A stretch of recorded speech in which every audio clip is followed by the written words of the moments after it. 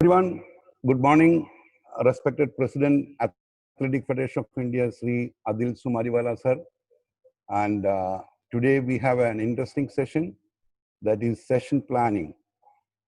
It is none other than, that session is conducted by none other than our high performance director, Mr. Volker Herman. I think you don't need a special introduction. However, I can just tell you he's a consultant for sports science. He's a global consultant for sports sciences. So, and once again, welcoming our president and Mr. P.K. Srivasu, our treasurer, also is available with us today, and our chief national coach. We welcome you all, sir, as well the participants. Sir, can I go to Walker, or you want to speak something?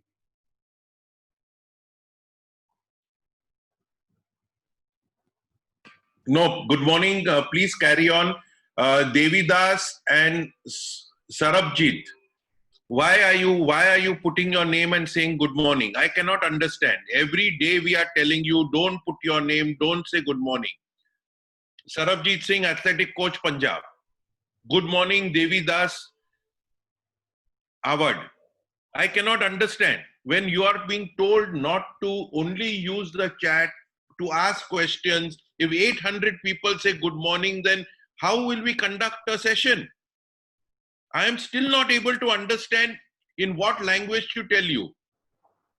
आपको English नहीं समझ में आ रहा है तो मैं आपको हिंदी में बताऊं कि आप चैट पे आपका नाम ना लिखे, सरबजीत सिंह और Devidas award. Dr. Shilpa Jain, why are you writing your name? Dr. Shilpa Jain, why are you writing your name? We don't want your name. We only want the chat for question or whoever it is. I don't know. Don't write on the chat, please. Please do not write. Please keep the chat to ask questions. We want to improve knowledge. We want a discussion. We are not interested in names of 800 people, please. My request to you every day, but people don't seem to understand. I cannot understand why. आपका नाम ना लिखे, आप good morning, good afternoon, good evening ना लिखे. ये सब जब सेशन खत्म होता है, आप प्लीज ये चैट सिर्फ क्वेश्चन, और यदि 800 लोग खुद का नाम लिखेंगे तो आपके जो इंपॉर्टेंट क्वेश्चन है सब मिस हो जाएंगे. और ये सेशन नॉलेज इंप्रूव करने के लिए, आपका गुड मॉर्निंग के लिए नहीं है. प्लीज हाथ जोड़ के विनती करता हूं, फिर आप सब फिर हाथ आप प्लीज आप और good morning, good afternoon, just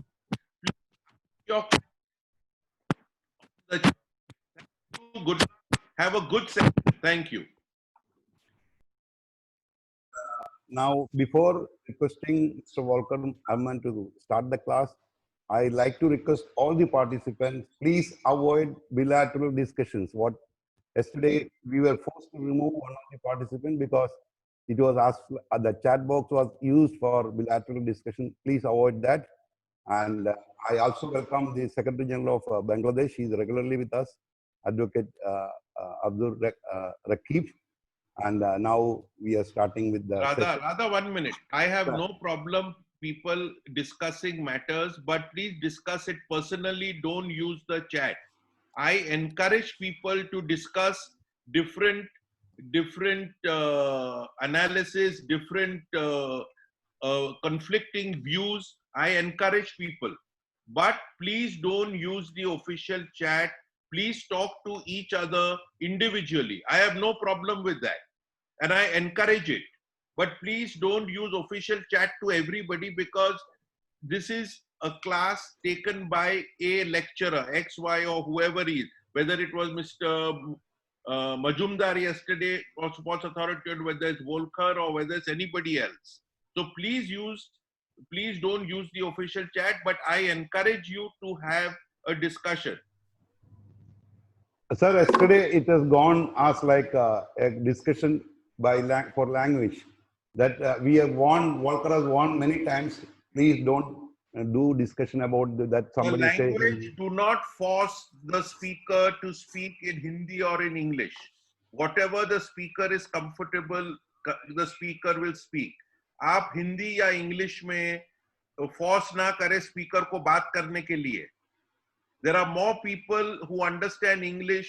If you want to be an international coach, if you want to be, then you will have to understand some English, because all literature, जितना literature है 99.9% English में है. और यदि आपको coach बनना है तो आपको थोड़ा सा इंग्लिश समझना पड़ेगा और सीखना पड़ेगा, नहीं तो आप इंप्रूव हो ही नहीं पाओगे, क्योंकि लिटरेचर इंग्लिश में है. और लिटरेचर इंग्लिश में है तो आपको कोशिश करना पड़ेगा. और ये कल मैं देख रहा था कि मजूमदार साहब को आप बोल रहे थे हिंदी में करो, then people are saying no, please speak more people in English. whatever जो भी लेक्चरर कंफर्टेबल है उसी में करेगा. he may speak some Hindi some English, लेकिन फोर्स ना करे किसी को भी हिंदी में या इंग्लिश में बात करने के लिए. वो पूरी चॉइस है लेक्चरर की, आपको सुनना है. ये जो इनडिसिप्लिन जो कंटिन्यूअस होती है, मुझे उस पे दुख है कि आप कोचेज है, आप लीडर है, आप गुरु है, आप शिष्य को कैसे समझाएंगे? If you are the guru and you don't follow rules, then how will your athletes follow? How your shishya follow rules? You are the guru. You are not ready to, that are being told to you by the lecturer, by the president of Athletic Federation of India, who's under. आप यदि indiscipline है, मैं देख रहा हूं कितने लोग सो के देख रहे हैं, कई लोग बनियान में है, कई लोग के पास शर्ट ही नहीं पहना हुआ है. आप क्लास में हो, आप एक ऑफिशियल क्लास में हो, you are in a classroom, people are sitting there on baniyan, people are sitting sleeping and watching. Boss, you are in a classroom for 1 hour, you can not sit. आप 1 घंटा बैठ नहीं सकते हो. जब आपके बच्चों घंटों तक ट्रेनिंग करते हैं ग्राउंड में, ये हद हो रही है. अभी मैं नहीं बोल रहा हूं क्योंकि आप लोगों को अच्छा नहीं लगता है, लेकिन अभी आपने फोर्स किया है मुझे बोलने के लिए. मैं देख रहा हूं कितने लोग बनियान और बिना शर्ट भी है ग्रुप के ऊपर, सो रहे हैं, सो के देख रहे हैं. तो प्लीज आप गुरु है, आप फ्यूचर है इंडिया का. You are the future of India, you are the guru. Please behave like a guru for God's sakes. Thank you. Okay, Walker, you can go ahead with your session. That is planning a session is very, very good and very important. Yeah, thank you very much. In the last days, we've discussed mainly about, good morning everybody first, sorry. Thanks for the introduction. In the last days, we've mainly discussed about the different biomotor abilities, about how to develop your speed, how to develop strength, endurance, what are the technical aspects of certain events like the sprint or running events and the jumps. And now, during the last 4 sessions actually, we're going to try to put everything together. Yeah? And today we discuss how to structure, how to set up a training session. And tomorrow, Mr. Radhakrishnan then will have a topic on communication. And next week, we will discuss how to structure actually a training year and a microcycle. We decided to start with a training session because I think this has the highest relevance for you. And you will see that every training session has to fulfill a specific objective. Yeah, like our chat box here, which has the objective to ask questions. Every single training session also needs to fulfill a specific objective. And that's something we have to keep in mind as coaches, that every single content we are using within a training session, but also within a training week or even an annual plan, has to follow a very concrete target.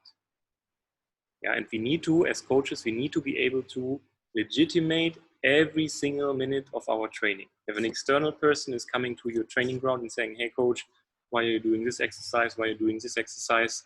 You have to be able to explain them what is a specific purpose. And even if your playing a game, like let's say basketball or some of the local games. Even these games, they have to fulfill a purpose in your training session. If it's just for the sake of having some fun, of mental relaxation for the athletes. So I'm going to start my screen now, to share my screen. Again, we will share this presentation later on AFI's website. I hope you've been able to download the session so far. Yeah, talking about planning a training session, we always, and that's independent whether you're dealing with kids or with high performance athletes, we have to follow the process of planning. Yeah, and this process of planning usually starts with the goal setting. We have to understand where do we as coaches or where do our athletes want to be in the nearby future. Yeah, and remember, all the goals, they have to follow the SMART rules. So every goal has to be specific. It does not help you for saying, I want to become faster. You have to say, okay, how much faster you want to be? If you want to become just faster, you want to become maybe the fastest man or woman in India. Yeah, they have to be that's measurable. So you have to say, okay, maybe next season I want to run 10.7 seconds on 100 meters, or I want to throw 72 meters in the javelin. They also have to be realistic, achievable. Yeah, and that goes along with realistic. Achievable or realistic means that the athlete actually has a chance to reach these goals. If you have a 6.50 meter long jumper and you tell them, okay, next season this goal is to jump 7.20 meter, that's most likely a bit unrealistic, because usually athletes are not improving for such a huge amount. And the last, the T of SMART, means they have to be timed. You don't say, okay, I want to run 0.2 seconds faster on the 100 meters. You have to specify in which time period you want to achieve this goal, whether it's next season, whether it's next week, or maybe it's even in 4 or 5 years' time, because we know that some coaches, especially in the high performance stage, they're planning usually for many years. Yeah, in particular, if you're dealing with young athletes. So you have to understand, where do you want to be or where do you want to go as a coach? And the same applies, of course, to your athlete. And the second stage in our process of planning is the planning itself. And you have to ask yourself, how do you reach your goals? How do you get there? And that's actually the process of planning. When you establish a plan together with your athletes, and always remember, this has to be a bilateral process, because we are depending on the feedback of our athletes. Yeah, and then we come up with a long-term plan, with a mid-term plan, and even with a short-term plan regarding the single microcycles or training sessions. So from goal setting, yeah, we start to plan, and then the next step is the so-called monitoring. So you're applying your plan, but you constantly have to review whether everything is going as scheduled, or whether you have to adjust a few aspects. So you have to know when and if you have reached your goals. And by talking about planning and monitoring, it's important to understand that it's not only about the performance in competition. We also have to plan for certain progressions in our training.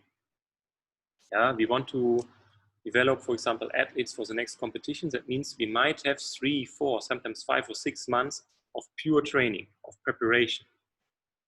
And to keep the motivation up at such a period, we have to ensure that our athletes also have so-called development goals. And we have performance goals. It means the performance in competitions on the one hand, and on the other hand, we have so-called development goals. That means you might have a goal to become stronger or faster, or to work on certain technical details.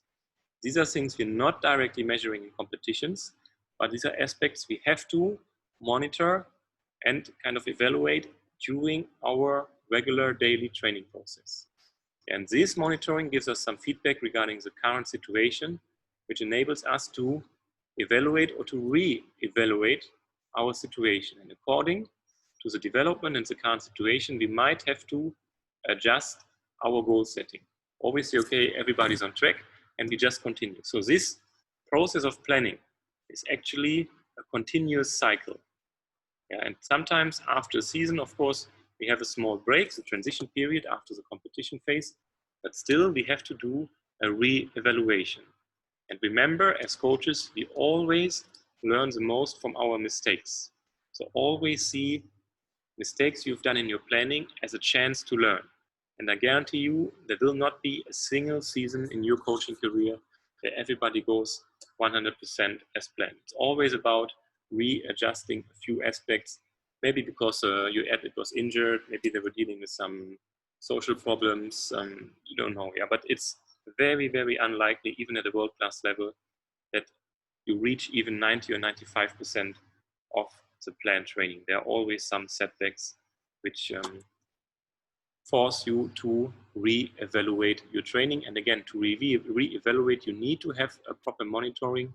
And this requires also a training diary. Yeah? So the coach has to establish a plan, but at the same time, you should ask your athletes to establish a training diary so that you can do a proper review together with your athletes after the season, because this will enhance the quality of your evaluation. Yeah, and we say that a goal without a plan is just a wish. It's from a French philosopher, Antoine de Saint-Exupéry. Yeah, it just means a lot of people, they have a lot of goals in life. Yeah, some want to become rich, some want to become the fastest athletes in the world, some want to become the best javelin throwers in the world. But as long as you don't have a proper plan in place to reach these goals, yeah, it's just a wish or a dream. And it's nice to dream, but if you want to fulfill your dreams, you have to start planning. Yeah, and you have to be open-minded to adjust your plans regularly to eventually come closer to your goals. And that's also the reason why we often say that the process of training is much more important than the outcome. The outcome means winning medals at Asian Games, at World Championship level, or even at the Olympics. But this is something which is very, very hard to predict, especially in athletics. You can only control our own environment. That means the athlete and the circumstances in this athlete is training. But you cannot influence what other athletes from other countries are doing. So we should not waste too much time by thinking about the potential outcome, whether to win a medal or not, but we should focus more on the process of getting better, on the process of training. Yeah, and this is one thing, and in the I think the second session, you might remember, that was about coaching philosophy. And one aspect of your philosophy, I think actually of every coach's philosophy, should be that we become better than we were yesterday. Yeah, so every single training session should help your athletes to develop themselves in one way and the other. And this is also something we should apply to our own style of coaching, that we try to become better coaches than we were the day before. Yeah, and Adil Sumariwala, our president, yesterday mentioned that coaching is a lifelong learning process. And I think that's this quote here displays the issue very, very clearly. Yeah, you have to become better in what you're doing every single day. Because if you stop improving your own abilities or capabilities as a coach, you cannot expect your athletes to not do the same. Yeah, if you want to improve your athlete's performance level, you also have to go ahead as a positive role model, and you have to show them that you are doing the same, that you're becoming a better coach with every single day. So, coaching in general is like a huge jigsaw puzzle, but a very complicated one, because often, since we're dealing with human beings, the pieces are not really fitting together. And sometimes we have to put the pieces, that means the athletes and the different biomotor abilities, we have to put these pieces in the right shape to make them work. And that's about developing the athletes. We have to understand what kind of strengths, what kind of weaknesses is the athlete dealing with. Yeah, how are we able to shape these athletes to become or to get into a better form? And only if this form is fitting, yeah, if it's similar to the demands of the competition, we will be able to succeed as coaches. Yeah, so it's about shaping the athletes on the one hand, and it's about finding the right form for each particular athlete. Yeah, And for some, the cube might work very well. For others, it might be a triangle. For others, it might be a circle. So we have different ways to approach the process of training. And we need to develop a very deep understanding of our athletes to understand which is the shape which actually works for them. Yeah, 70–80% of the athletes training is probably the same, whether you're in India or in Europe or in the United States. 70–80% of the training is more or less the same. Yeah, they all have, let's say in this case, a wooden base. Yeah, it's all human beings underlying similar genetical principles. The training principles which are applicable are more or less the same. But then the remaining 20–30%, that's something where we really have to find an individualized way for our athletes, because this will help us to enhance the level of competition and the level of training for our athletes. But if you have an athlete who feels very comfortable as a cube, and you try to put him in the form of a circle, most likely this is not going to work. Yeah, so remember, 20–30%, especially when it comes to the performance stage, it's about finding individualized solutions for your athletes. And it's very interesting, if you go to an international championships, like World Championships, Olympic Games, and you talk to the coaches, most of the top coaches are very open-minded. They're willing to discuss. They're like open books. If you ask them a question, they're willing to answer everything, because they know that in the modern world of sports science, there are actually almost no, or if at all, very little secrets. And you can find almost everything on the internet. If you have a good scientific understanding, you will see, okay, what is a new trend? What's going to happen? What are the new insights provided by sports science? So there are no real secrets any longer in the world of training. Yeah, and what separates the extremely successful coaches from these coaches who probably might not have yet reached such a level is that these coaches find ways to apply their knowledge and to customize it to the predisposition of the individual athlete. Yeah, and so that means we need to find individual solutions. And to find individual solutions, that requires a very thorough understanding about the precondition of each athlete. We've discussed this earlier when we talked about coaching philosophy. Yeah, we have to understand about the athlete's characteristics. And that includes physical, mental, but also social characteristics. Yeah, what is the shape of our athlete? What is the body type? Are they very prone to strength training or speed training, endurance training? We have to understand whether they're mentally strong, whether we have to encourage them, whether we have to push them out of their comfort zone, whether we have to make them more comfortable. And we also need to learn about the social characteristics. What is the background of our athletes? Do they come from a highly educated environment, or do they probably never seen a school from the inside? Yeah, are they growing up in a very large family among a lot of siblings, or are they probably coming from a smaller family? These are all things which have an impact on their training and their behavior in training and competition as well. And only if you're regularly talking to our athletes, we will be able to understand or to get a holistic picture of the athlete's characteristics. Yeah, then we need to understand the athlete's ability to learn and to adapt. Yeah, yesterday we had a very interesting discussion with the sprints coaches, the level 2 sprints coaches in a separate group. And one of the discussion points was about learning, that we have athletes who are quick learners and we have athletes who are slow learners. So this is also something we have to understand to customize our training. And we need to understand how are the athletes adapting to strength training, to training in general. Yeah, sometimes we have athletes, you put them in the gym and you feel even after 10 sessions, the strength level is not significantly increasing.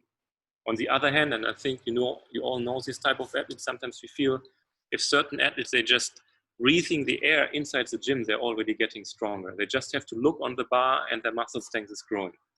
Yeah, so the athlete's ability to learn and to adapt to different loads, this is also a basic or fundamental necessity of us as coaches to better or to individualize the training of our athletes. Then we need to identify the ability of our athletes to recover from certain loads. Yeah, some athletes, they might need 2 days to recover from an intensive strength session. Other athletes might need 3 or 4 days. Yeah, we know that younger athletes, they need longer to recover from intensive lactic workouts. That's the reason we want to avoid that. Others might do it a bit earlier, a bit quicker.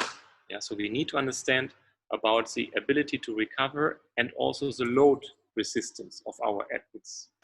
Often, the very fast, very gifted athletes who have a huge amount of fast twitch fibers, they show a relatively low load resistance, especially at younger ages. That means they have a higher risk of injuries. So we have to adjust our training accordingly.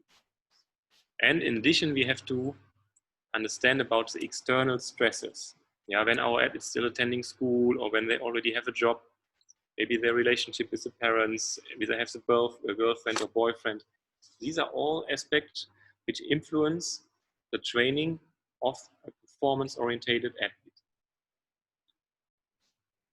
Yeah, and if you think of this precondition of the athletes regarding the characteristics, the ability to learn and adapt, the ability to recover and external stresses, you think of this as a diamond shape.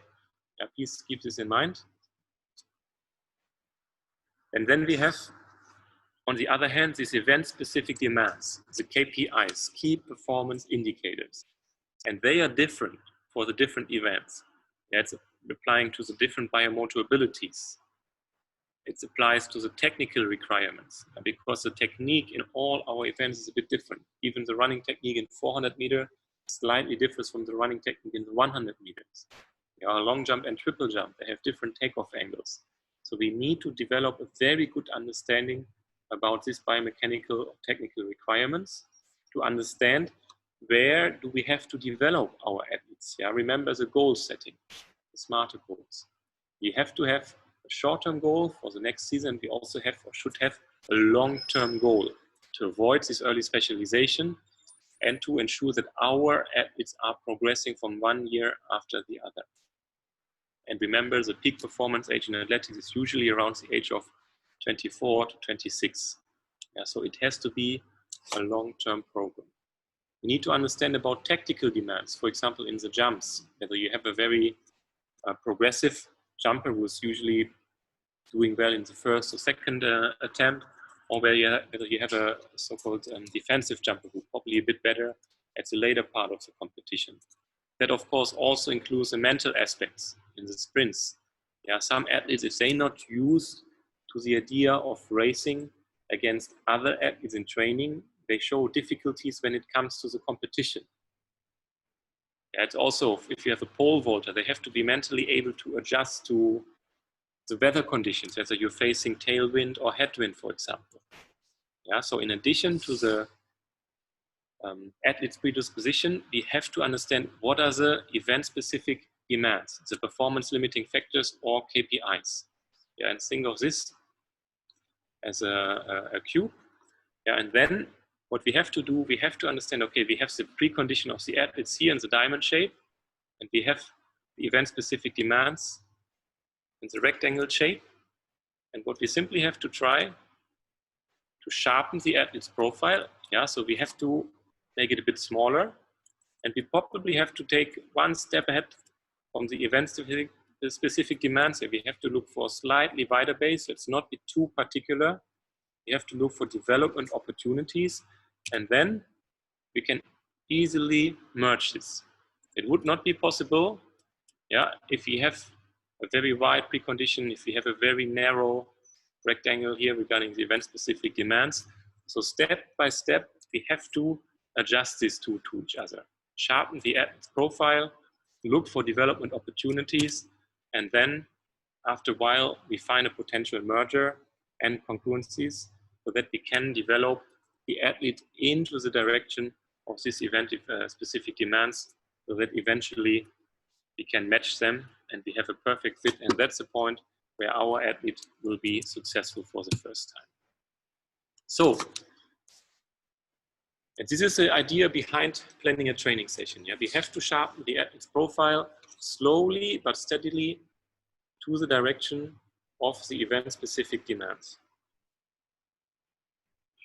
And if you start planning your session, you have to be 100% aware of the purpose.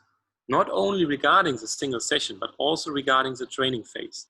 And it makes a huge difference whether you are in general preparation or special preparation. Mr. Radhakrishnan will elaborate a bit more on that on Monday. Yeah, you have to understand what is the purpose of your training phase. Are you focusing more on general aspects or on specific aspects?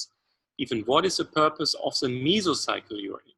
Yeah, usually every mesocycle in training is fulfilling a specific target. It's not that we are training every aspect at the same time any longer. We're always focusing on one or two biomotor abilities usually. Then we have a microcycle, yeah, the average weekly training program. We also have to understand what do we want to achieve in this week. And this gives us some information about the content of our session. So always see the bigger picture, yeah, and then you try to downgrade it to the content of your session. But every single training session has to be embedded in the larger structure regarding the microcycle, the mesocycle, and the training phase. And according to the purpose, we then have to decide which is a biomotor ability or technique or motor skill we want to develop. You should not affect more than one, maybe two biomotor abilities at the same time. We'll discuss this later. So you have to be very precise, very specific with your load. Because only if you have a specific load, you can ensure that your athletes will adapt to this load. If you're putting too many ingredients into your soup, out of a sudden it does not taste any longer. It's the same as training. We have to be very precise to ensure that our soup, our training is still tasteful and that it's causing the adaptation we want to cause.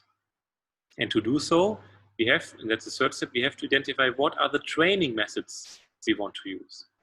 If you want to develop strength, for example, you have to understand, okay, do we want to develop maximum strength? Are we using hypertrophy or are we using intra and intramuscular strength training or eccentric strength training method?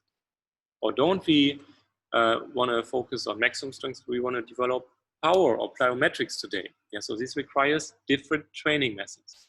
And every training method, again, is diversifying the profile of your athlete. It's guiding or developing your athlete into a specific direction. And once you've established or chosen the training methods, we have to discuss about the load parameters. And that's mainly intensity, volume, and recovery. Yeah, what is the intensity of your training? How much do you want to train? And how long is the rest between the repetitions or between the sets? And these are all aspects we have to quantify for every single session. For every training method, we need exactly to know what are the load parameters, because your training, whether you're overtraining or undertraining your athlete, depends on intensity, volume, and recovery. And this will be different for every single athlete. And we have to figure out, including the athlete's feedback, what is the intensity which works for an athlete? What is the volume and how much recovery do they need? And athletes of the same age, even of the same performance level, in most cases, they will need a slightly adjusted intensity, volume, or recovery. Then once the load parameters have been quantified, we need to think of the training principles. Which are the training principles you need to consider? From slow to fast, for example, from general to complex, and many more. And last but not least, we need to take into account the preceding and the following sessions. Every single training session in your microcycle is related to each other because we know they require a certain recovery time. We know after a day of lactic training, you should not have any intensive load any longer. You can only do some recovery work. After a maximum strength session the day before, you should probably not use any maximum speed because of the high risk of injuries. So you have to plan your sessions also according to the content of the day before and also with regards to the content you want to conduct on the day afterwards. So always take into account preceding and following training sessions because we cannot isolate one session from the others. We always have to see the bigger, the holistic picture of our training week and even the training year. So the training principles. Yeah, there are 4 questions every coach should regularly ask him or herself. The first one is, why do you want to train? What is the goal or the target of your training and your training session? And you need to be very precise with that. Again, you have to be able to legitimate what you are doing. If you are not able to answer these questions, why are you using a specific exercise? Why are you conducting a certain drill? Yeah, if you're not able to answer this question to yourself or any other person, you better get rid of this specific content. Yeah, we have to be able to explain it. And even if it's just a ball game or motor skill, or again, if it's for the purpose of having fun in the warm-up or during cool down, but you need to understand what is the single goal of every single of your exercises or drills you're using. Yeah, they have to justify a certain time you're spending. And every second of your training program has to be justifiable. Then the next question is, what do you want to train? Yeah, what is the content about? And is this content appropriate? Is it age related? Is it safe? Yeah, is it fulfilling the purpose? Often we are conducting exercises with a specific purpose, but actually it's not fulfilling this purpose. We've had this example of speed training. That in India, if a coach is doing a session like 80 meter, 100 meter, 120 meter, 100 meter, yeah, they believe it's speed training, but it's actually speed endurance training. So it does not help you to develop your maximum velocity. And that directly brings us to the next question. How do you want to train? Which are the training methods you want to use? And the last question, which equipment do you need? What are the resources? And as a coach, you always have to prepare yourself, and we don't, and that's one of the major advantages for athletics. And I feel that athletics will have a very bright future in India, because we don't need a lot of equipment. You don't even need shoes. Mr. Radhakrishnan is always sharing the story that when Hima Das came to the national camp for the first time, she did not even have proper running shoes. Yeah, and you don't necessarily need that. You need a short and a shirt, and that's it. We still see a lot of athletes, especially at the district level, who are training barefoot. And that's one of the reasons why the NITJAM, the National Inter-District Junior Athletics Meeting, is conducted on a mud track, because we don't want to give an advantage to these athletes who are used to wearing spiked shoes on a synthetic surface, as you can see here on the right picture. Yeah, so athletics is very easily to conduct sport. You don't need a lot of equipment. You don't need fancy hurdles or starting blocks. Sometimes some banana boxes or just some wooden sticks is enough. Yeah, and you can still have fun. And that's one of the main advantages of athletics. And again, one of the reasons why I believe that we will have a bright future regarding our talents in India. But always these 4 questions in mind when you are training, when you are planning your training, and ensure that you can find a proper answer to each of the questions with regard to the content you are applying in your session. Then we have the additional training principles, and we've discussed them in depth already. Now we always start from general to specific. That applies to a training year, from general preparation to specific preparation to pre-competition and competition. But it also applies to a single training session. Yeah, we always start with the general part of the warm-up, then the warm-up becomes more specific. If you're conducting drills, yeah, as a main part, if you want to work on the technique, we usually start with general technical aspects, and step by step they're becoming more specific. Same for the second principles, from simple to complex. You don't want to overstress your athlete from the very first moment. Yeah, we want to put them in a comfortable situation first, and then step by step we're trying to get them out of this comfort zone. Because that's important in training, that we always get our athletes out of their comfort zone, so that they're slightly overstressed. But over time, they will adjust, and the previously complex exercises will become simple to them. And that's the point when we have to even increase the level of complexity.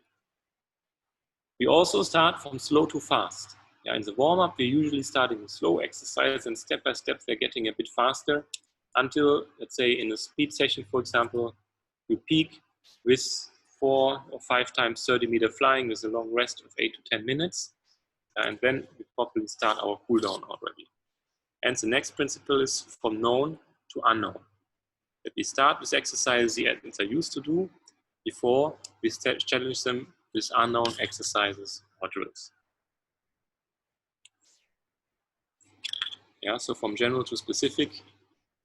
Okay, that's a bit ironic here regarding the human evolution. So we mentioned that we need to customize the training according to the event-specific demands. And that applies mainly to the different biomotor abilities. And we've already discussed about them: speed, strength, endurance, flexibility, and motor skills. And you can see that actually we had one session for each of these biomotor abilities. So you should have a very good understanding of them right now, except flexibility, because flexibility, of course, is important, but in comparison to the other aspects, probably not that important. You just have to avoid the disbalances.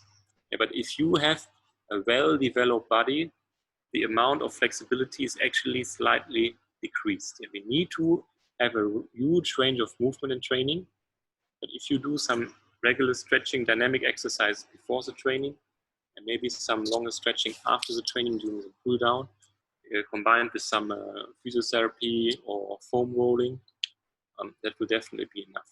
Yeah, but for each of these biomotor abilities, you have to understand how much of them do we actually need. Yeah, you need to identify, let's say for a long jumper, for example, you know, long jumpers, they need a lot of speed. Yeah, because the performance in the long jump is directly related to your maximum horizontal running velocity.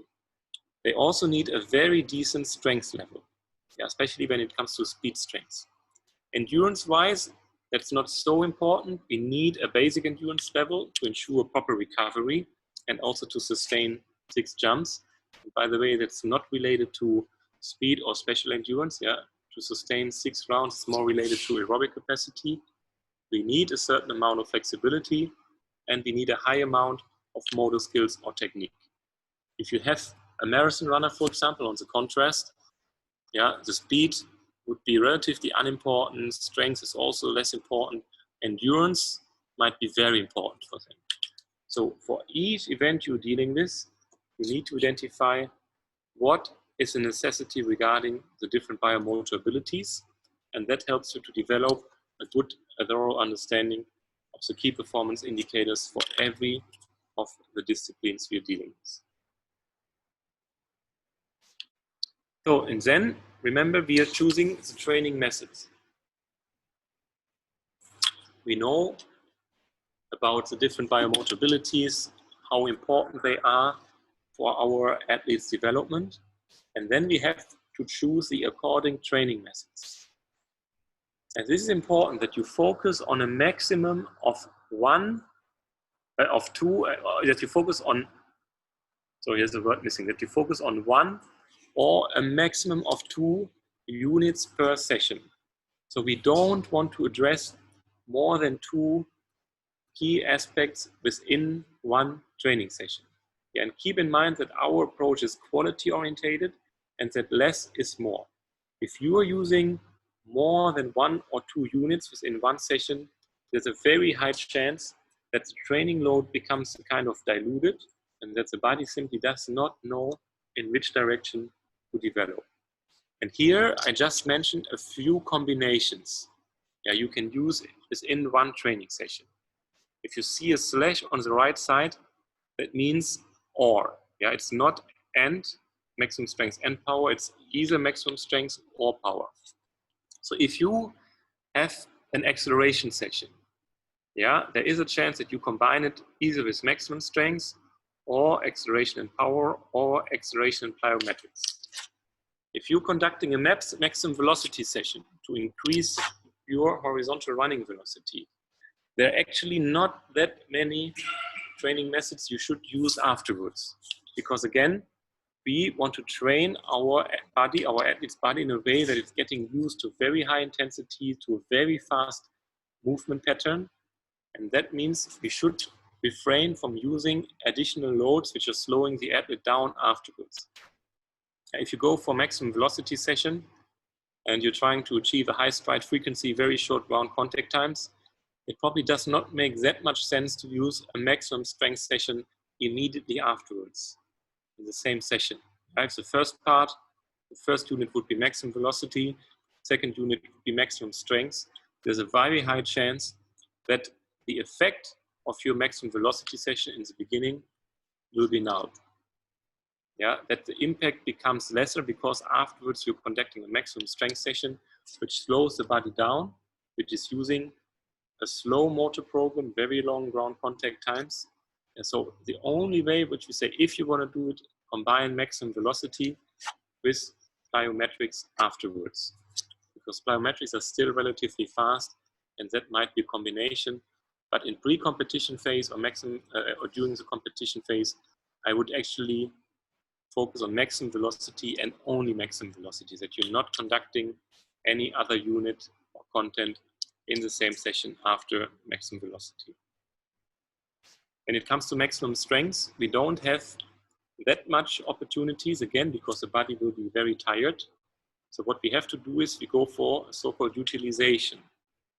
Yeah, that means maybe short accelerations up to 90% or a few selected plyometric exercises. So maximum strength in the beginning of your session, utilization afterwards. But again, don't do too much, because if you go for proper maximum strength sessions, your athlete will be relatively tired, and it's better to give them some rest or to do some easy stretching. If you do power or speed strength training, that's a good way to combine with plyometrics. That, for example, you start your session in the gym. You're doing, let's say, 4 to 6 sets of cleans, maybe with 60, 70% of the 1 repetition maximum, that you really focus on the impulse. And afterwards, you go to the track and you do some plyometrics. That's the same from slow to fast, from general to specific. If you do plyometrics, afterwards you can, for example, do some hurdle work, or in certain cases even some speed work.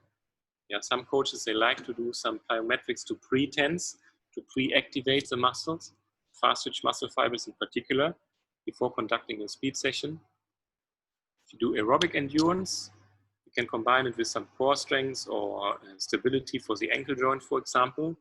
But we should not combine aerobic endurance with speed work or with strength work at all, because they're same relying on the so-called protein synthesis to restructure the muscle cell. And if you combine aerobic endurance and strength training or maximum strength in the same session, sometimes even at the same day, there might be some negative side effects. So try to isolate these sessions from each other. If you have anaerobic endurance, you can easily combine it with some strength endurance, for example, circuit training afterwards, or core sessions. But also refrain from combining anaerobic endurance with any other load, especially one of the first 5 here after this. And technique and coordination can be easily combined with speed or plyometrics, or speed strength or power, especially in the general preparation. Yeah, so these are the common combinations regarding the biomotor abilities, but again, pick only a maximum of 2 of them. Sometimes it's better to focus only one. Yeah, that you just do maximum speed training and that's it. Or that you just do maximum strength training, that's it. Because otherwise, again, there's a high chance that your training program or the impact of your training gets a bit diluted. When we're talking about constructing a session, yeah, always ensure the safety of athletes and coaches first. That's the main prerogative for us by constructing the session, that we avoid any kind of injury. You can see here on the right side. Yeah, and again, only a maximum of 2 units affecting different biomotor abilities within one session. And always keep the variety up. We want to avoid monotony. That means as coaches, we always have to be creative. Yeah, there is this saying that coaching is a science, at the same time it's an art as well. So we always have to be creative. We have to find different solutions for the problems we are facing on the track or in the gym. And the coach always has to be able to legitimate what he or she is doing, and also what we are not doing. Yeah, I mentioned this earlier already. In India, we find a very typical pattern of 10 training sessions each day. And it does not matter whether your athletes are 15 or 20 or 25. A lot of coaches in the different institutions, they're conducting double sessions on Monday and Tuesday, followed by a single session on Wednesday, and then again double sessions on Thursday and Friday, followed by a session on Saturday morning, and then Saturday afternoon, and Sundays are day off. And we have 750 coaches sitting here. I'm pretty sure the majority of you will have experienced exactly the same. But that does not make sense. And by saying that we have to legitimate what we are not doing, I just mean that probably we have to rethink this structure. We have thousands, hundreds, thousands of athletes in India, and it's impossible that this structure of 10 days is applicable to all of them, independent from the age groups. So I know that a lot of you have to justify yourself with regards to your employers, yeah, whether to SAI or to AFI or the different state units. Yeah, but sometimes it's better to reduce the amount of training sessions and never train just for the sake of training. And if your employer is complaining that you're lazy as a coach if you're only conducting 4 or 5 sessions a week with the young athletes, and then probably do some alternative stuff in the afternoons. Let them play some games, do some gymnastics, do some yoga or flexibility. But you need to be able to legitimate what you're doing, and again, also what you're not doing, because we have to ensure that our athletes get enough rest. And we know that we are facing this problem of early specialization in India, and one reason for this is that our young athletes are already training too much. And as a result, they're not able to improve their performance after the age of 18 or 19 anymore. So by constructing a session, the first thing we do on the ground is we are briefing the athletes. We have to share what is the objective of our training session. This is followed by the warm-up, and during the warm-up always consider social aspects as well. Often the classical warm-up looks like the coach tells you, okay, go for a run of 10 minutes. And the athletes are just chit-chatting during this warm-up. But that's not the actual idea of a warm-up. These days we can see that the running during a warm-up is actually much shorter than it has been before. There are some athletes who are only going for maybe 1 round, probably 2 rounds on the grass before starting with other exercises, and I will introduce a few of them later. So consider the social aspects, but ensure that your warm-up is always specific.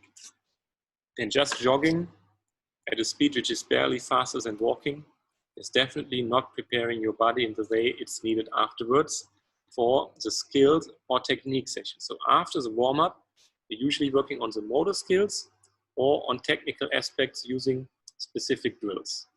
Keep in mind that the CNS, the central nervous system, should always be affected before we affect the energy production or the physical conditioning. So after the skill and technique session, if you want to go for a second unit within your session, you're focusing on the physical aspect, which I've described here as fitness. And this is followed by a cool down and a debriefing, as well as a previewing of the next session to come. This is just the mainly structure of your daily training session. So regarding the warm-up, why do we warm up? And this has mental as well as physical preparational aspects. How do we warm up? A warm-up always has to be specific, in line with the load to come. We follow these training principles during the warm-up: slow to fast, general to specific, easy to complex, and known to unknown. And we include an activation of the core, followed by a mobilization. And some of you might know these active dynamic warm-ups, where we always have an activation exercise followed by a mobilization exercise. And that's something we found which is missing in a lot of warm-up programs in India, that there's no activation happening. The athletes are running for 5 minutes, they do some stretching, they immediately start with the session. But this is not preparing the body. It's not a specific warm-up. A specific warm-up always includes some activation of the core, followed by some dynamic mobilization of the muscles which are involved, e.g. Yeah, for example, the hamstrings of the adductors, the hip flexors, whatever. The upper body, the shoulder rotators for the throwers. As a warm-up, we should avoid static stretching because it's reducing the tension in our muscles, and that might increase the risk of injuries.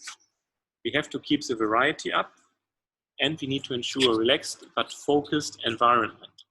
Yeah, ensure that the athletes have some fun, that your session is enjoyable, but at the same time, they need to focus. And of course, the warm-up has to be age-related. And some advice, always focus on performing the exercises correctly. Encourage the athletes to listen to their body, to themselves, instead of socializing and chit-chatting. Because warm-up is the best way to get a brief impression of your athlete's physical and mental state at this specific day. And this might differ from one day to the other. So choose the exercises wisely with regards to the load. And what I mentioned, use the warm-up to acquire some information about your athletes. Often as coaches, we have to adjust our training because sometimes the athletes might be tired, they don't feel well. And the warm-up for us is a very important aspect as coaches to get a better understanding about the different condition of the athlete at a particular day. And it might be different for an athlete on Monday than it is on Tuesday or Wednesday. And this is especially for female athletes who are dealing with their period. And we will face a lot of problems. So as coaches, you also need to understand when they are dealing what they usually refer to as stomach problems. So these are all things you have to understand. You need to encourage your athletes to provide this feedback, and you have to observe them. And sometimes something which we have observed in India, but it's actually the same all around the world. A lot of coaches, they're not accompanying their athletes during the warm-up. You know, they're telling, hey, you go for a warm-up, I will go for a tea, and we meet each other in 15 minutes. And this is definitely not the way to go. So warm-up is a very essential part of your training. And as a coach, you have to observe the warm-up very carefully to get, again, more information about your athletes and to be able to adjust the following content of your session. And here's the general structure of a warm-up. We start usually with some continuous loads like jogging or cycling, but again, don't keep this for too long if you're not a middle distance runner, because you might be able to increase the heart rate slightly, but usually it's not required to do that for more than 3 or 4 minutes if you're a sprinter, jumper, multi-event athlete or thrower. Yeah. Afterwards, the top athletes usually do some foam rolling or general stretching, but again, no isometric stretching, no static stretching. Then we have some activation of the core, followed by dynamic mobilization and some balance work. Just to give you a few examples, here, for example, for core activation, yeah, very simple exercises. This might be followed by some more dynamic exercises, already including some bit of balance.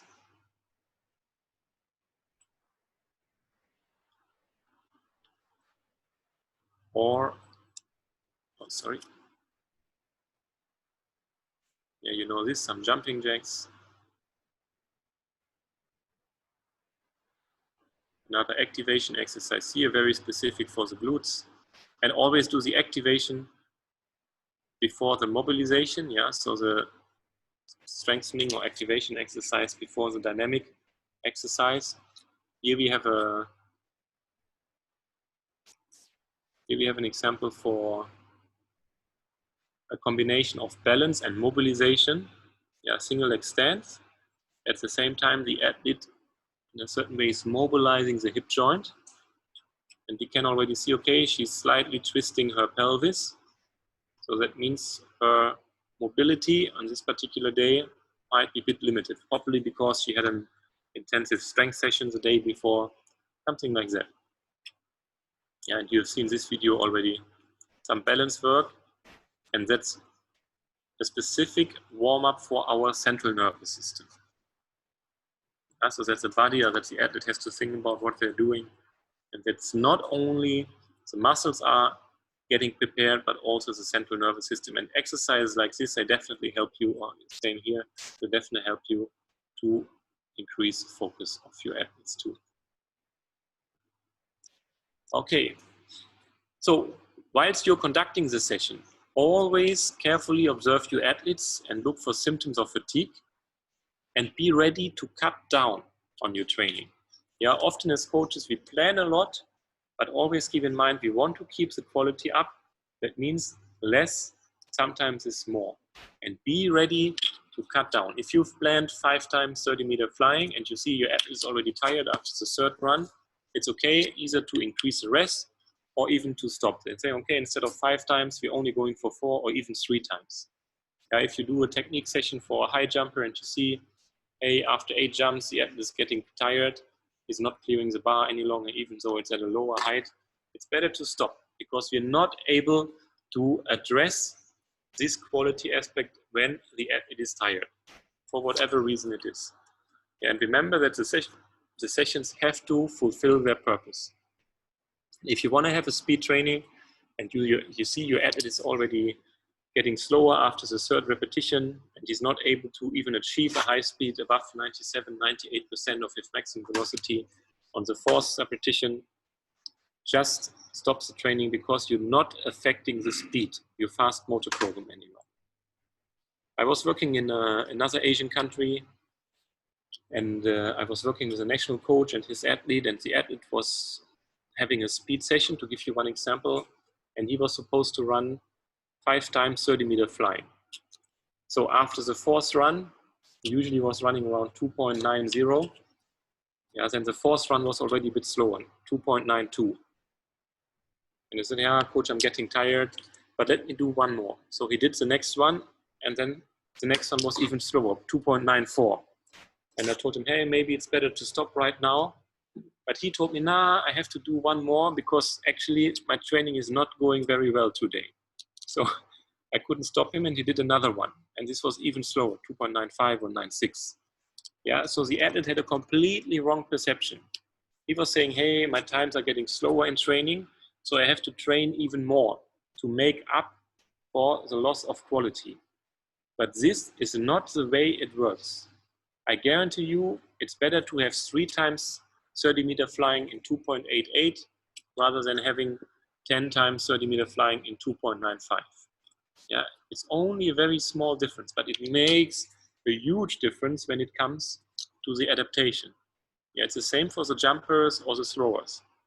In the shot put, it's better to have 8 throws maybe above 20 meters rather than 20 throws above 90 meters. If you're focusing on the performance. Of course, if you develop the technique, maybe in the beginning of the season with lighter implements, you can also have a slightly higher quantity. But when you're coming closer to the competitions, when it's about the intensity, yeah, less is more, and always focus on the quality of your session.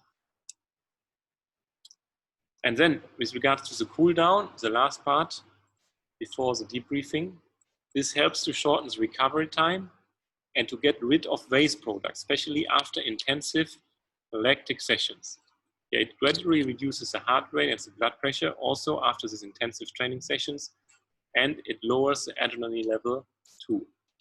Interestingly, in most of the events, we are not conducting such a cool down. It's a bit different again for the middle and long distance athletes because they're usually more focusing on the physiological aspects, but for the sprinters, the jumpers, the throwers, the cool down does look very different nowadays than it did a few years ago. Yeah, after a strength session, after a speed session, we're actually not asking our athletes to go for jogging, for example, because there are almost 0 waste products if you have a speed session with enough recovery, or if you have a strength session.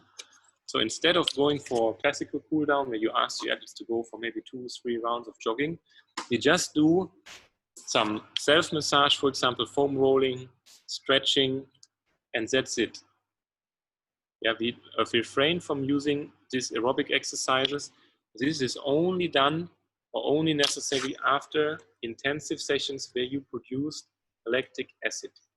Yeah. After a speed session, you don't even want your athletes to go for a jog, because if you're jogging on the grass, then you have very long ground contact times. And we want to end our session with a very specific load. Yeah, so we're always trying to reduce our ground contact times to increase the strength especially the vertical aspects. And if you're going for a slow jog afterwards, you are ending the session with a wrong stimulus because your ground contact times will be long, less vertical forces, etc. So refrain from using aerobic exercise during cool down, like jogging, if there was no lactic acid produced in your session. Also use a cool down to talk to your athletes and get an impression of what they thought of the session. Provide feedback, do a short review, and as well a preview of the next session to come. And ensure that they're following their recovery protocols, that they get enough sleep, that they're eating the right things, that they rehydrate and add the necessary fuels, for example, some proteins immediately after a strength session. Yeah, and we know some coaches who, once the main part of the session is over, they just tell the athlete, okay, you go for a cool down, I go home. But it's crucial for an athlete, especially with performance athletes, that you accompany the cool down of your athletes to get some feedback and to communicate with them. Yeah, and after a session, even if you're home, your day as a coach is not yet over. And if you talk to Miss Galina about this, for example, after every session, she's sitting for 15 to 30 minutes and she's writing down her impressions of the session into a small notebook. And that's very helpful because that's the way how we coaches learn. We need to do a lot of retrospection of the session as well as introspection of ourselves. And introspection is mainly referring to the way we are communicating. Has our communication been effective? Did we manage the training effectively? Have we met the training or performance objectives during our sessions? And did we complete the training session as we've planned it before? And regarding the retrospection, we have to see what went well, what could have been improved, and which are the aspects which has to be retaught or re-emphasized on or refined during the next days of training. Yeah, so we have aspects regarding introspection, our own behavior, and we have the retrospection regarding the training session. And again, I can just encourage you to think about this. Take yourself 10, 15 minutes, maybe on the way home from training or when you reach home. Once you're recovering as a coach, yeah, think about it, write it down, because this will definitely help you to refine your coaching philosophy and also to get a better understanding of your athlete and to develop yourself.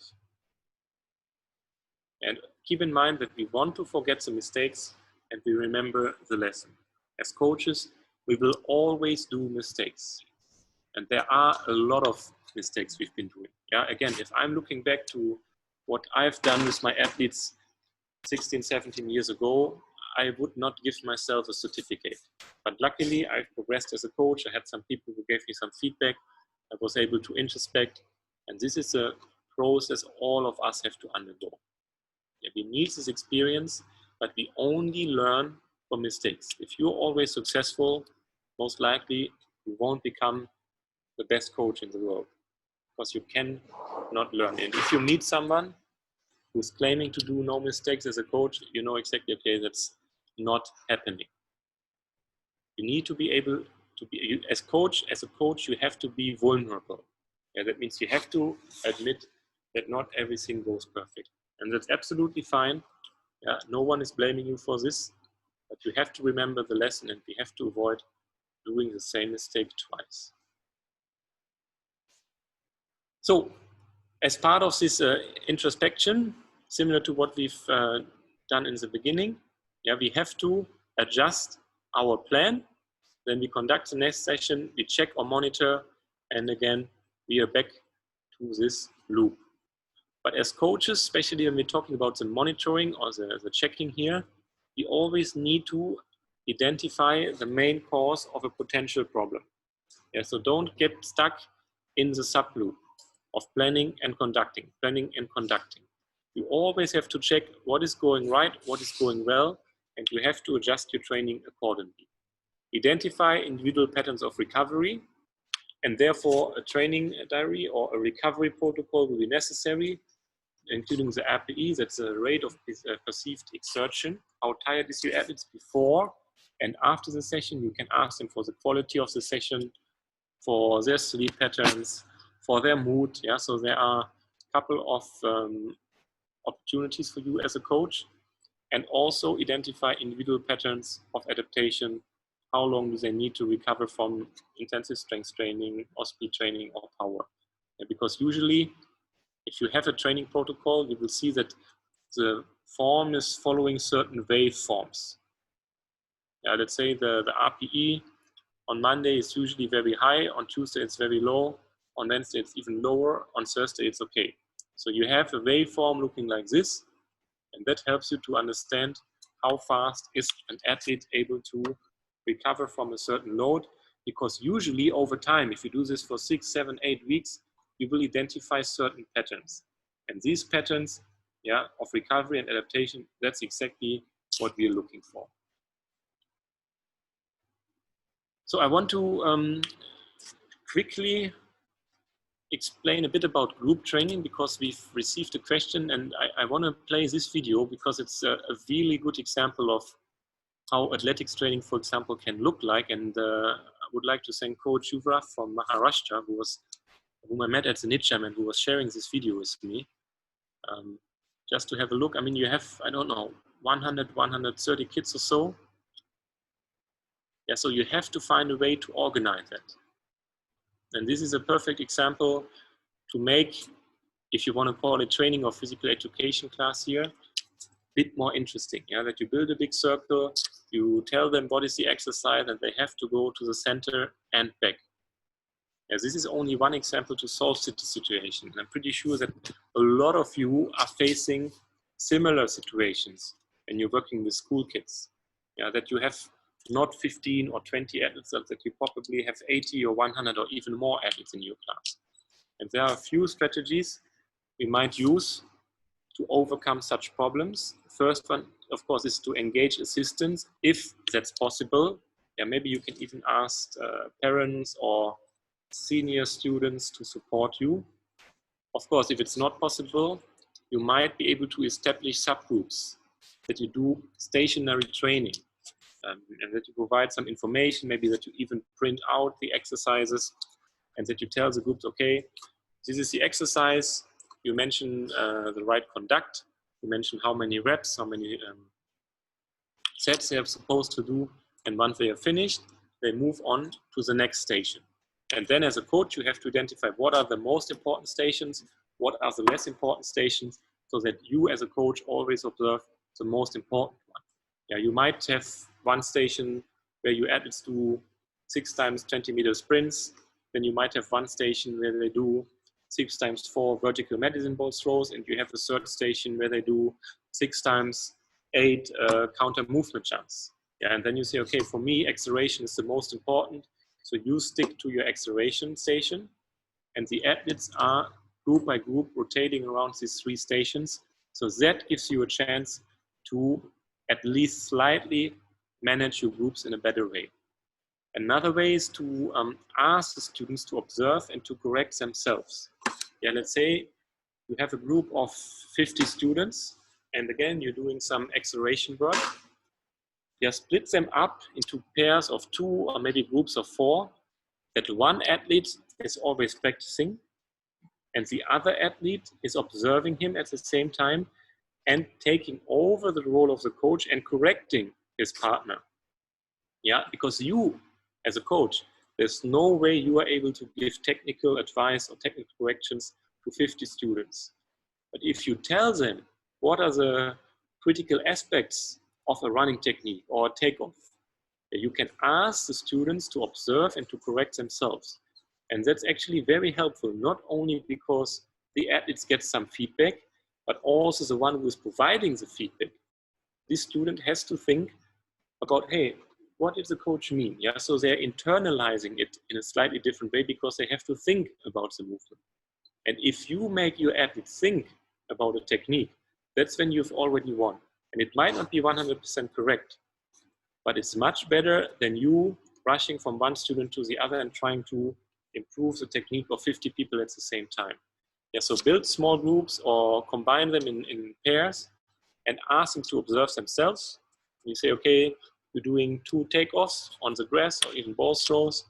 Your partner is correcting you. Afterwards, you switch the roles and so on. And if you have a huge group, 40, 50 people or even more, and among this group, there are some performance-oriented athletes. Of course, you always have to use age-related training methods, but you don't have a lot of chances. If you identify a talent amongst 50 or amongst 100 students, try to adjust your training to the most gifted athlete so that you can ensure that this athlete who has the highest talent, that the training is suited to him, adjusted to him. And then, of course, unfortunately, the other athletes have to follow. Yeah, but you should, and that makes it a bit easier for you as coaches. You cannot please everyone if you have a huge group. Yeah, it's impossible to plan a training for 50 kids, even for 20 kids. Yeah, you can write individual training programs if you have enough time, if you're a full-time professional coach. But if you're working in a school, if you're working on a district level, always adjust your training towards the needs of the most gifted, the most talented athlete in your training group. And of course, ensure it's age-related so that the other athletes are not suffering. And one last comment, always ensure as a coach that you have so-called emergency procedures, SOPs for emergencies. Yeah, you should actually, if possible, have an assistant who is able to support you in case an athlete gets injured, whatever. You need to ensure that you have the phone numbers, at least of the parents or the people in charge of the school, that you know someone or contact partners at a hospital, that you know a doctor. I know this is still a huge problem in India, but check if your athletes have insurance details, something like that. Yeah, so if you're dealing with young athletes or even with senior athletes, try to develop these emergency procedures. I know it's a bit idealistic talking about parents' phone numbers and insurances, but at least try to ensure that you get as much information as possible to avoid any difficulties once an athlete gets injured. Okay, thank you very much. Are there any questions? Yes, sir. So we have 2-3 questions. Sir, can you please explain the known to unknown version? Training principle you mentioned, the known to unknown. Can you please explain in detail, sir? Somebody misunderstood that portion. Yeah, you always start with the exercises you know. Yeah, let's say you're doing a simple A skip. So you start with an A skip and then you make it more complex and you probably add a clapping movement, that you clap your hands before, behind the body, that you catch a ball. Yeah, so the athlete is used to the A skip and now you just implement additional movements which he has not experienced so far. Thank you, sir. So next is how to tackle non-fulfillment of session plan. If session is not planned and it is not fulfilled, how to tackle that situation, sir? Yeah, then you have to identify what were the reasons for that. Yeah, what actually went wrong, and you have to make a decision whether you can sacrifice a bit or whether you have to repeat these contents maybe 3 or 4 days later again. Okay. Next question. So what is the effect of external environmental factors like temperature on a planning a warm-up session? What will be affecting it? What are the things? Maybe. Yeah, that's a good question. Of course, in certain parts of India, we are facing these difficulties. In Patiala right now, it's getting very hot, so it's impossible to train after 9 a.m. in the morning or before 5 p.m. in the evening, because just the high temperature will have an impact. Yeah, we know that we have the rainy period in certain parts of the country. These are all aspects we have to consider. In general, if it's very hot, what we experienced, for example, at the World Championships in Doha last year, the warm-up in general should be a bit shorter because we have to avoid a situation where the warm-up becomes physically or mentally draining. Yeah, the idea, but again, we have to reconsider the idea of a warm-up as well. A warm-up always has to be specific, and we need to pay more attention to muscular activation and technical or coordinative abilities to prepare the central nervous system, rather than thinking too much of increasing the body temperature and the heart rate. If you're not a middle and long distance runner or race walker. Against endurance events, of course, it's a bit different. Yeah. Thank you, sir. So next question, is it true that tension developed in muscles after gym and hill training reduces with stretching during the cooling down? You have mentioned stretching should do during the cooling down. So Yeah. Often in some strength sessions, when you do a lot of repetitions, we have this overlapping of actin and myosin. And sometimes the muscle gets a bit stiff, that's correct. So stretching, at least for some athletes, will definitely be helpful immediately afterwards. And also if you have, for senior athletes, if you have a maximum strength session, let's say on Monday evening, it might, but this is one of the rare exceptions, it might even make sense to do some stretching or static stretching in the beginning of the next day, in the morning of Tuesday, for example, yeah, because the muscle tension still might be a bit higher according to this strength training. Sir, another question is regarding the pre-stretching. In India, a lot of the coaches used to do pre-stretching before the warm-up. Is it advisable to do pre-stretching? Yeah, as long as it is dynamic, yeah, that means you're always moving your legs, or arms, or shoulder, whatever. And as long as it's not too long. We have to avoid static stretching for more than 6 to 8 seconds, because this is definitely reducing the muscle tension, and it actually might provoke injuries rather than preventing it. At the same time, if you do stretching, it's actually about increasing the range of movement. That means the mobility aspect becomes a bit more important. And usually a very good way to mobilize the joints is to activate, for example, with some core exercises, the antagonist, and to stretch the agonist at the same time or immediately after each other. That really helps us to increase the range of movement, because this range is always, all the muscles are working in a chain, yeah, or in a muscle swing. That means agonist and antagonist, they are directly interlinked. And it does not help you to reduce the tension of one muscle if you don't affect the antagonist at the same time. Thank you, sir. Sir, how many recovery sessions should be planned in a week, or a session to session, if you can elaborate this, because so many questions coming regarding the recovery part of these sessions in a brief, sir. Again, the best way to recover is to sleep. And one thing I don't really understand in India is, for example, that a lot of coaches, they do so-called warm-ups. So instead of having a rest day or a day off, half a day off, they do some warm-ups. They ask the athletes to wake up early, to do some running on the grass, stretching, striding. If you see world-class athletes, actually that's not happening that often any longer.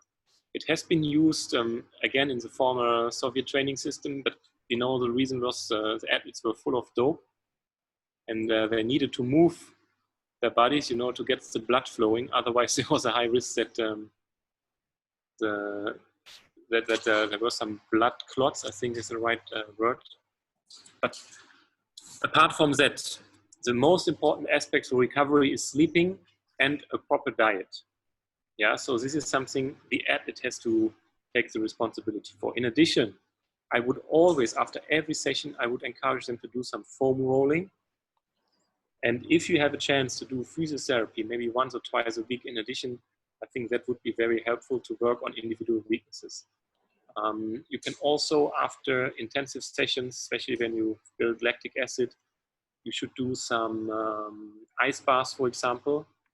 Yeah, but you should keep your legs inside the ice bath for at least 2 sets of 3 minutes or so.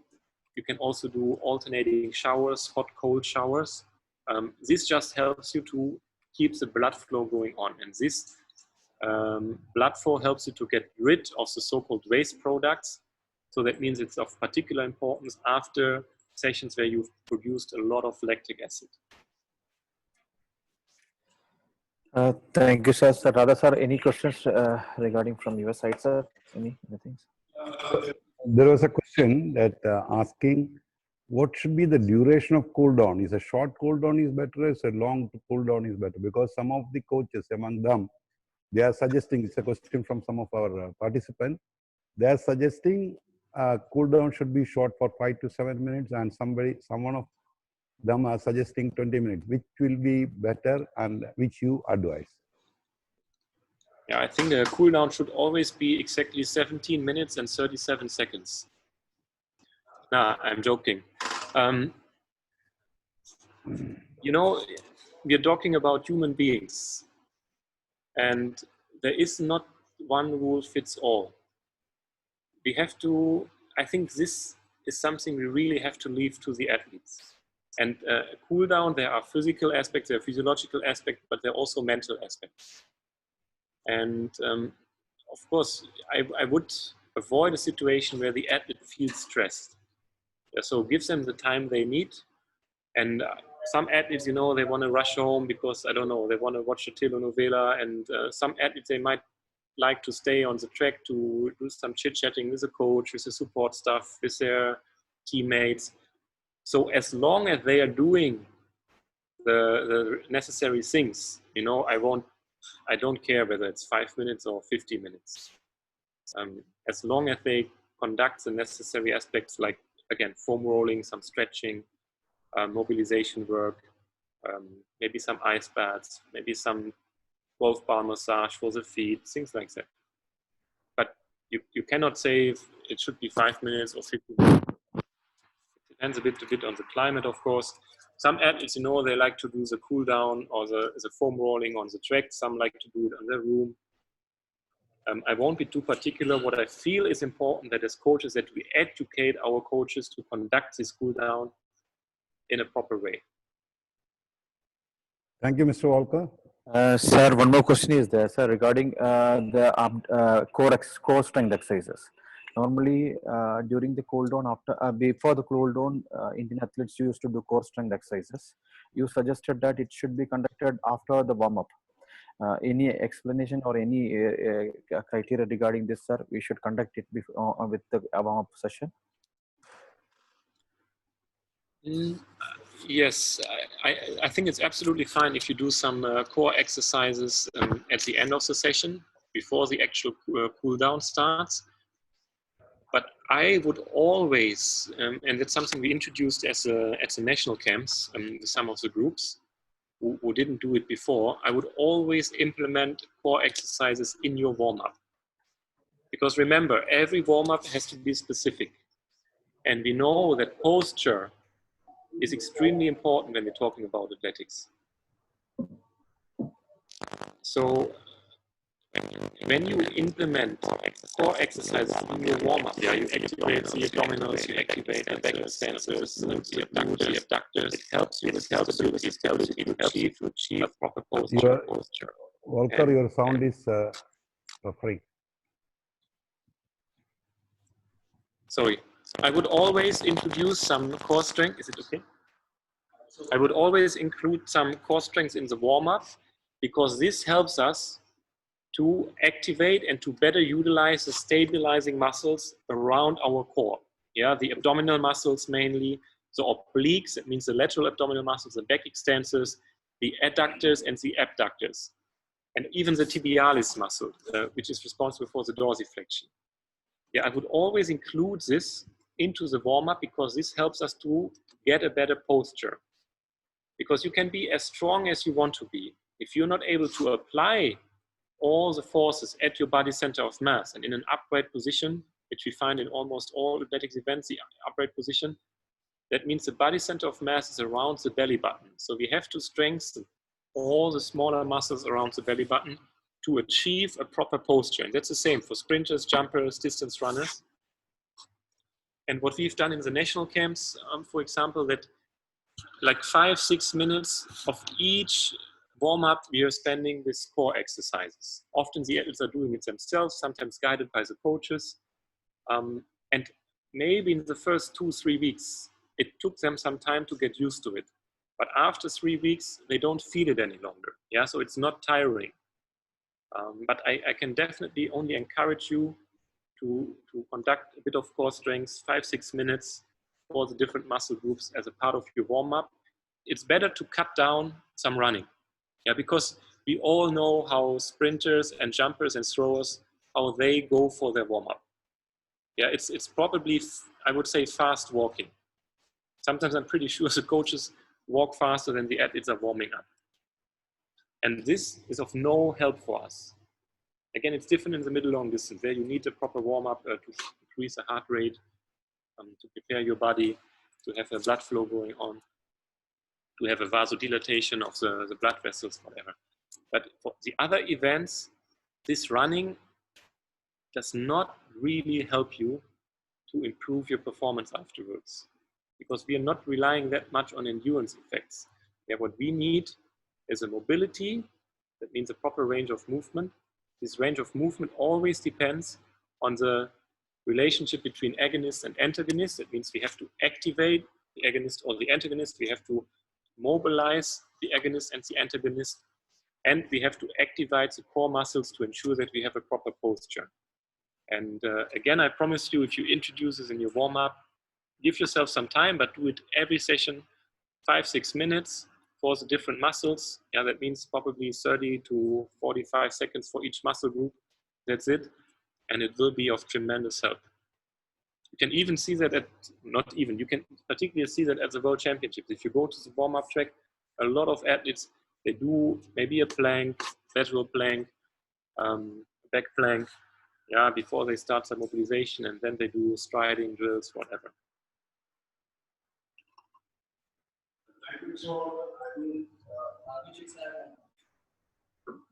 Thank you, Mr. Walker. I think the admin almost all the question is finished. Even still question is there, that email ID you have, and you can just mail us. We'll be able to give you some guidance on that. Before concluding, I request our president like to add anything more, sir.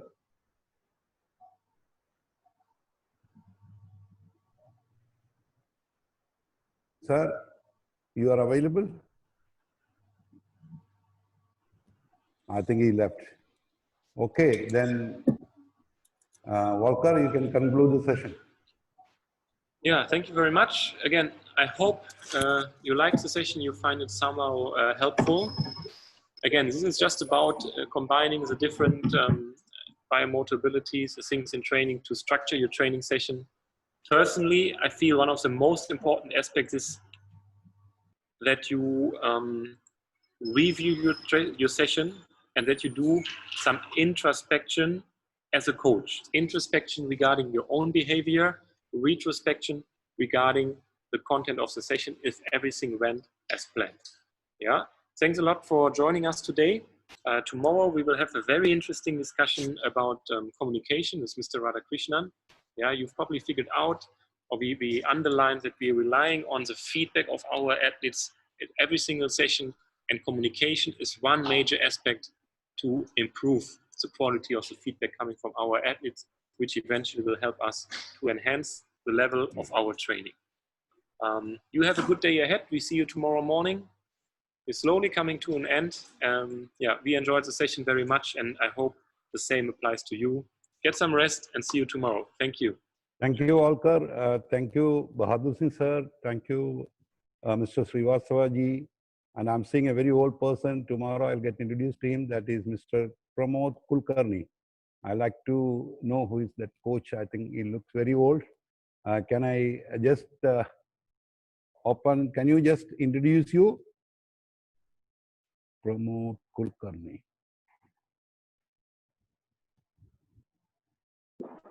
Kulkarni sir, I muted. Kulkarni sir, I unmuted you. Can you introduce yourself? Sri Pramod Kulkarni ji, can you introduce yourself?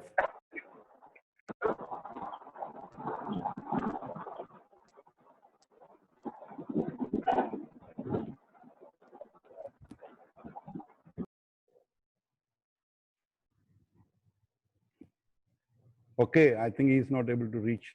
Anyway, Kamal Ali Khan, sir. Sir, thank you. Yeah. You are